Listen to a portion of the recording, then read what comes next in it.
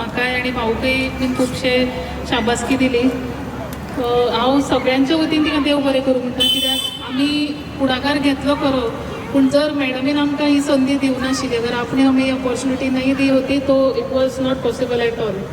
Because you gave this opportunity to Shiroda, इसलिए आज यहाँ इतने सारे आर्टिजन्स अपनी कला, अपना टैलेंट यहाँ पे दिखा सके. और मुझे लगता है फर्स्ट टाइम हमारे गांव में इतने सुंदर तरीके से, मतलब decent way we have put up a exhibition this time.